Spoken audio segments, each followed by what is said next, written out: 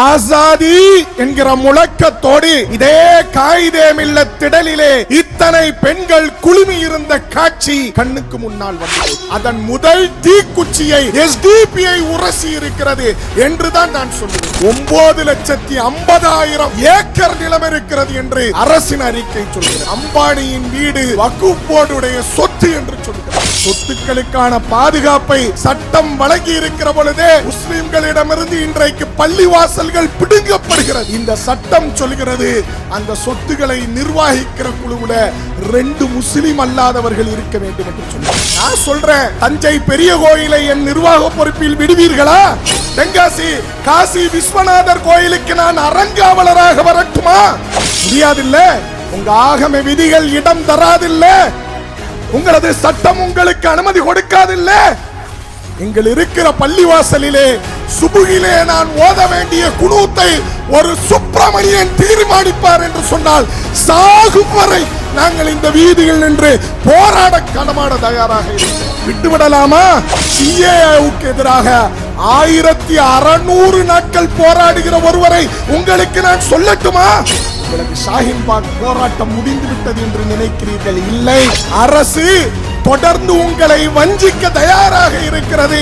எனவே உமர் காலிதின் போராட்டம் இன்றைக்கும் தொடர்ந்து கொண்டிருக்கிறது. நீங்கள் போராடவில்லை என்று சொன்னால் அரசு உங்களை அம்மியில் வைத்து நசுக்குவது மாதிரி நசுக்கிறோம். ஒன்றிய அரசே, அரசியலமைப்பு விரோத வக்ஃபு மசோதா 2024 கைவிடு. 1991 வழிபாட்டு தலங்கள் பாதுகாப்பு சட்டத்தை அமுல்படுத்தி என்கிற இரட்டை கோரிக்கையோடு இன்றைக்கு காயிதே மில்லத் திடலில் நடைபெற்று கொண்டிருக்கிற இந்த மாபெரும் மாநாட்டிலே கலந்து கொண்டிருக்கிற கட்சியினுடைய மாவட்ட தலைவர் கே திவானொலி அவர்களின் தலைமையிலான மாவட்ட நிர்வாகிகளே, சிறப்புரையாற்ற வருகை தந்திருக்கிற மரியாதைக்குரிய கட்சியினுடைய மாநில தலைவர் எழுச்சி நாயகன் நெல்லை முபாரக் அவர்களே, இந்த மாநாட்டிலே பங்கெடுக்க வந்திருக்கிற நண்பர்கள், தாய்மார்கள் எல்லோரையும் வரவேற்றவனாக என் சிற்றுரையை துவக்குகிறேன். காயிதே மில்லத் திடல் நீண்ட காலத்திற்கு பிறகு பெண்களால் நிரம்பி இருக்கிறது. நீண்ட காலத்திற்கு பிறகு பெண்களால் நிரம்பி இருக்கிறது. ஆசாதி என்கிற முழக்கத்தோடு இதே காயிதே மில்லத் திடலிலே இத்தனை பெண்கள் குழுமி இருந்த காட்சி கண்ணுக்கு முன்னால் வந்து போகிறது. ஷாஹீன் பாக் டெல்லியிலே வெறும் வயதான 5 கிழவிமார்களின் தலைமையிலே துவங்கி தேசம் முழுவதிலேயும் எழுச்சியின் நெருப்பை பற்ற வைத்த அந்த மாபெரும் பெண்களின் புரட்சியின் இன்னொரு வடிவமாக காயிதே மில்லத் திடல் அன்றைக்கும் காட்சியளித்தது, இன்றைக்கும் காட்சியளிக்கிறது.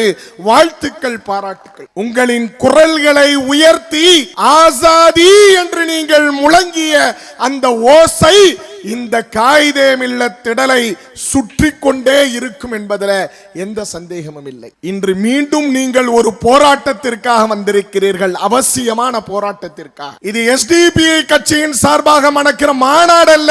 இஸ்லாமிய சமூகத்தின் மீது வன்மத்தை கொட்டுகிற, வஞ்சகத்தை கொட்டுகிற பிஜேபி அரசுக்கு எதிராக மக்கள் செயல்படுத்த வேண்டிய போராட்ட களம். அதன் முதல் தீக்குச்சியை எஸ்டிபிஐ உரசி இருக்கிறது என்றுதான் நான் சொல்லுவேன். இந்த போராட்டம் வீரியமடைய வேண்டும் என்று நான் சொல்வேன். ஏனென்றால் உங்களது சொத்துக்களை சூறையாட மத்திய அரசு திட்டமிடுகிறது என்பது உங்களுக்கு தெரியுமா? இந்தியாவிலே அதிகமான சொத்து வைத்திருப்பவர் யார்?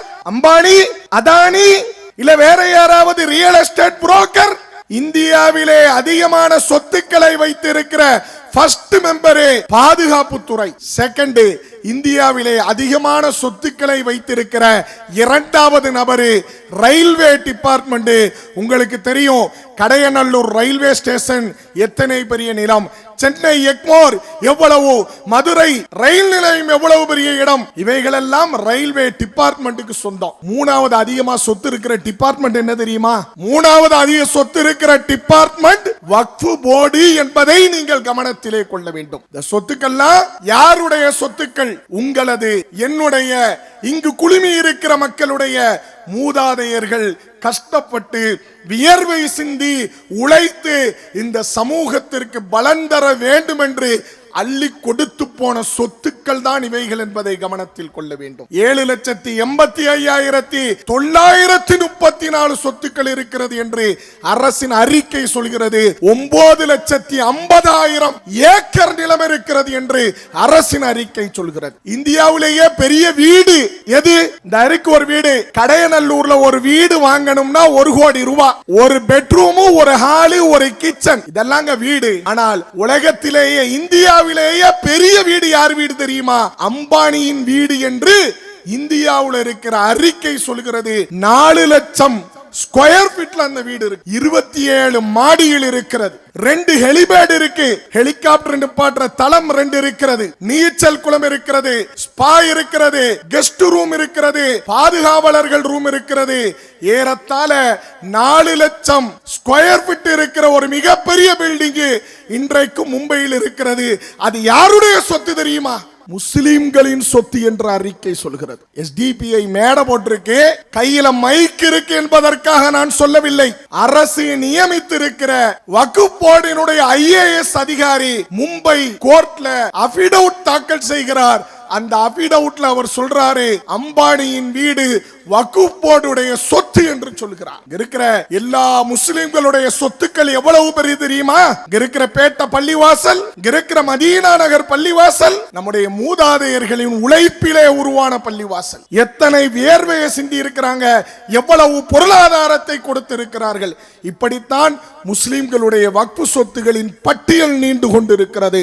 அத்தனை சொத்துக்களை கொண்ட இஸ்லாமிய சமூகம் அந்த சமூகத்திட்ட இருந்து சொத்துக்களை பிடுங்கி எடுத்து விட வேண்டும் என்று மத்திய பிஜேபி அரசு மத்தியில கொண்டு வந்திருக்கிற சட்டம் தான் இன்றைக்கு விவாதமாகி இருக்கிறது. United Waqf management empowerment efficiency and development act 2024 என்று கடந்த பாராளுமன்றத்தில் ஆகஸ்ட் 8ஆம் தேதி பிஜேபி அரசு கிரண் ரிஜிஜு அவர்கள் ஒரு மனுவை தாக்கல் செய்கிறார், ஒரு சட்டத்தை தாக்கல் செய்கிறார்.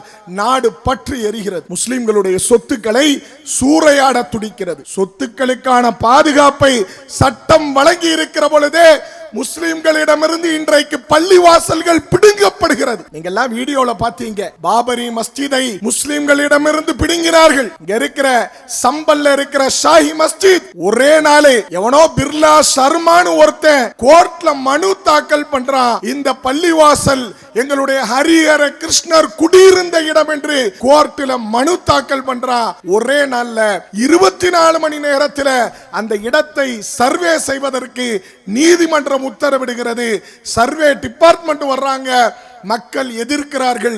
குருவியை சுடுவதை போல 5 முஸ்லிம்கள் சுட்டுக் கொல்லப்பட்டிருக்கிற செய்தி சம்பலிலே நடைபெற்றது உங்களுக்கு தெரியும். பள்ளிவாசல்களுக்கு சட்ட பாதுகாப்பு இருக்கிற பொழுதே முஸ்லிம்களிடமிருந்து சொத்துக்களை பிடுங்க இந்த அரசு முயற்சிக்கிற பொழுது இந்த சட்ட விதி என்ன சொல்லுது தெரியுமா? வக்ஃப் மசோதா எத்தனை ஷரத்துகளை வைத்திருக்கிறது தெரியுமா? அரசு சொல்கிறது, பள்ளிவாசல்களிலே முஸ்லிம்களை தவிர 2 நான் முஸ்லிம்கள், முஸ்லிம் அல்லாதவர்கள் நிர்வாகியாக வேண்டும் என்று சொல்கிறது. எங்கள் பள்ளியிலே நான் என்ன துஆவை ஓத வேண்டும், ரமலானிலே நான் எத்தனை ரகாத்துகள் தொழ வேண்டும், சுபுவிலே நான் குனூத்து ஓதணுமா வேணாமா என்பதை சுப்பிரமணியன் முடிவு செய்வார் என்று அரசு சொல்கிறது. கேட்க போகிறீர்களா? பேட்ட பள்ளிவாசல் மாதிரி மதீனா நகர் பள்ளிவாசலை போல, இங்க இருக்கிற ஊரணி பள்ளியை போல நாடு முழுவதிலேயும் 3 லட்சம் நிர்வாகங்கள் இருக்கிறது. வக்ஃப் சொத்துக்களை பார்க்க இந்த சட்டம் சொல்கிறது, அந்த சொத்துக்களை நிர்வகிக்கிற குழுவுல 2 முஸ்லிம் அல்லாதவர்கள் இருக்க வேண்டும் என்று சொல்கிறது. நான் கூட கேட்கிறேன், ஒத்த ரூபாய் எவன் துட்டையும் நான் சுட்டுட்டு போகல. எனக்கு முன்னால் பேசிய இங்க கவுன்சிலர் சொன்னாரு, 1 ரூபாயை கூட எவன் சட்டப்பையில இருந்து நான் களவாடிட்டு போகல. நான் சொல்றேன், தஞ்சை பெரிய கோயிலை என் நிர்வாக பொறுப்பில் விடுவீர்களா? தென்காசி காசி விஸ்வநாதர் கோயிலுக்கு நான் அறங்காவலராக வரட்டுமா? என் அன்பிற்கினிய சொந்தங்களே, முடியாதில்ல. உங்க ஆகம விதிகள் இடம் தராதில்ல, உங்களது சட்டம் உங்களுக்கு அனுமதி கொடுக்காதில்ல. எங்கள் இருக்கிற பள்ளிவாசலிலே சுபுகிலே நான் ஓத வேண்டிய குனூத்தை ஒரு சுப்பிரமணியன் தீர்மானிப்பார் என்று சொன்னால் சாகும் வரை நாங்கள் இந்த வீதியில் நின்று போராட களமாட தயாராக இருக்கிறோம். பாராளுமன்றத்தில் விவாதம் நடக்குது. பாராளுமன்ற கூட்டுக்குழுவுக்கு மசோதா அனுப்பப்பட வேண்டும் என்று எதிர்கட்சிகள் போராடினார்கள். உடனே அரசு பாராளுமன்றத்தினுடைய கூட்டுக்குழுவுக்கு அனுப்பிச்சு. ஜெகதாம்பிகா என்கிற எம்பியின் தலைமையில 31 எம்பிக்கள் கொண்ட குழுவோடு கூட்டுக்குழுவுக்கு அனுப்பிச்சு. கூட்டுக்குழுவுல எதிர்கட்சிகள் கொடுத்த எல்லா ஷரத்துகளும் கிழித்து எறியப்பட்டு அந்த பிஜேபியினுடைய கூட்டணிகள் கொடுத்த ஷரத்துகளோடு பாராளுமன்றத்தின் கடைசி விவாத நாளிலே அறிக்கை தாக்கல் செய்யப்பட்டிருக்கிற செய்திகளை எல்லாம் நீங்கள் பார்ப்பீர்கள். ஒரு செய்தி சொல்லட்டுமா? நான் முதல்ல சொன்னேன், 2 முஸ்லிம் அல்லாதவர்கள் பள்ளிவாசல்ல நிர்வாகியாக வர வேண்டும் என்று அரசு சொல்லுகிறது. பாராளுமன்ற கூட்டுக்குழுவுக்கு அனுப்ப வேண்டும் என்று போராடினோம். கூட்டுக்குழுவுக்கு போச்சு. அந்த கூட்டுக்குழுவுல ஷரத்தை எக்ஸ்ட்ரா ஆக்கி இருக்கிறாங்க. 2 பேர் பத்தாது, 4 பேரை நீங்கள் போட வேண்டும் என்று புது அறிக்கை சொல்கிறது என்கிற செய்தியை உங்களது கவனத்திற்கு நான் தருகிறேன். விட்டுவிடலாமா? போராட வேண்டும், களமாட வேண்டும் என்று உங்களை நான் அழைக்கிறேன். ஒரு ஷாஹின்பாக் எத்தனை நாட்கள் நீங்கள் இந்த வீதியில் நின்று, இந்த காகிதமில்ல திடலில் நின்று போராடி இருக்கிறீர்கள் என்று தெரியும். ஆனால் சிஏஏவுக்கு எதிராக 1600 நாட்கள் போராடுகிற ஒருவரை உங்களுக்கு நான் சொல்லட்டுமா? உமர் காலித் யார் என்று உங்களுக்கு தெரியுமா? ஷர்ஜீல் இமாம் யார் என்று தெரியுமா?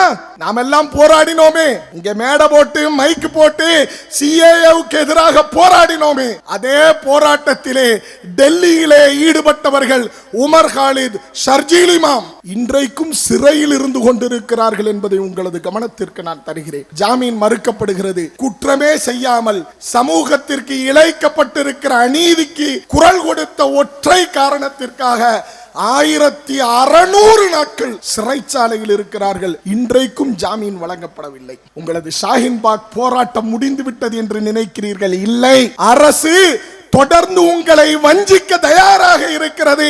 எனவே உமர் காலிதின் போராட்டம் இன்றைக்கும் தொடர்ந்து கொண்டிருக்கிறது. நீங்கள் போராடவில்லை என்று சொன்னால், நாம் போராடவில்லை என்று சொன்னால், வீதிக்கு வந்து போராடவில்லை என்று சொன்னால், அரசு உங்களை அம்மியில் வைத்து நசுக்குவது மாதிரி நசுக்கிறோம். எனவே கடைசி மூச்சு இருக்கிற வரை என் சமூக மக்களே, நாம் போராட தயாராக இருக்க வேண்டும் என்கிற செய்தியை உங்களது கவனத்திற்கு நான் தருகிறேன். நான் வக்ஃப் சொத்துன்னா ஏதோ பிஜேபி அரசு, நான் இங்க திமுகவுக்கு எதிராக பேச வரல, அதிமுகவுக்கு ஆதரவா பேச வரல, வேறு கட்சிகளுக்கு ஆதரவா பேச வரல. ஆனால் முஸ்லிம்களுடைய சொத்து களவாடப்படுமையானால், வக்ஃப் சொத்துகள் பிடுங்கப்படுமையானால் களம் காணுங்கள், போராடுங்கள் என்று நான் சொல்கிறேன். இருக்கிற திசையன் விலையில பள்ளிவாசலுக்கு சொந்தமான திசையன் விலை மெயின் ரோட்டில் இருக்கிற பல ஏக்கர் நிலத்தை செல்வமருதூர் என்கிற ஜமாத்திற்கு சொந்தமான அந்த நிலத்தை தமிழ்நாடு அரசு போக்குவரத்து கழகத்துக்காக வாடகைக்கு கேட்டது. ஜமாத்து கொடுத்துச்சு. கொஞ்ச நாள் தமிழ்நாடு அரசு வாடகை கொடுத்தது. கொஞ்சம் கொஞ்சமாக வாடகையை கட் பண்ணுச்சு. கடைசியில இது எங்களது சொத்து என்று நாங்கள் சொல்லுகிற பொழுது தமிழ்நாடு அரசு உங்களது சொத்து இல்லை என்று சொல்லி அதை கோர்ட்டுக்கு இழுத்தது. இன்றைக்கு செல்வமருதூர் ஜமாத்தார்கள் கோர்ட்டுக்கு அலைந்து கொண்டிருக்கிறார்கள். கடந்த 2-3 மாசத்துக்கு முன்னாடி நீங்க பார்த்திருப்பீங்க, நமது சபாநாயகர் மரியாதைக்குரிய அப்பாவு எம்எல்ஏ அந்த இடத்திலே அரசின் பில்டிங் அடிக்கல் நாட்டுவதற்காக தயாராகி இருந்தார் என்கிற செய்தியை எல்லாம் நீங்கள் பேப்பர்ல பார்த்திருப்பீங்க. முஸ்லிம்கள் சொத்து சூறையாடப்படுகிறது. அதை காப்பாற்றுவதற்காக, அதை மீட்டெடுப்பதற்காக நீங்கள் களமாடுங்கள் என்று உங்களை நான் சொல்லி ஒரு ஷரத்தோட நான் முடிக்கிற.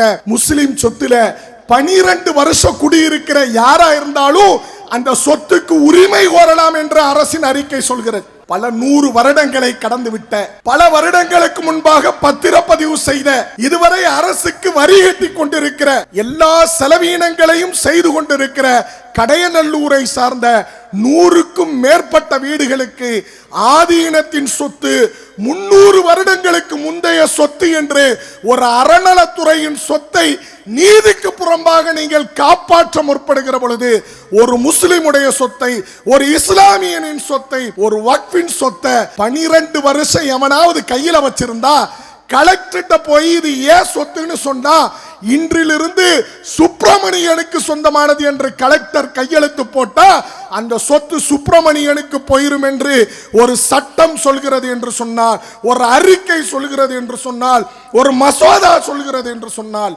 அதை எதிர்த்து களமாட வேண்டிய, போராட வேண்டிய சமுதாயமாக நாம் இருக்கிறோம். வாருங்கள், களமாடுங்கள், போராடுங்கள். எஸ்டிபிஐ முதல் தீக்குச்சியாக இருக்கட்டும். இதர ஜனநாயக கட்சிகள் இந்த போராட்டங்களை கையில் எடுங்கள். எல்லா சமூக அமைப்புகளும் இந்த போராட்டங்களை கையில் எடுங்கள். வாருங்கள், கோடிகளை தாண்டி இருக்கிற, பில்லியன்களை ட்ரில்லியன்களை தாண்டி இருக்கிற இஸ்லாமியர்களின் சொத்துக்களை மீட்டெடுப்போம். வாருங்கள், வாருங்கள் என்று அறைகூவல் விடுத்து என்னுடைய வார்த்தைகளை நிறைவு செய்கின்றேன்.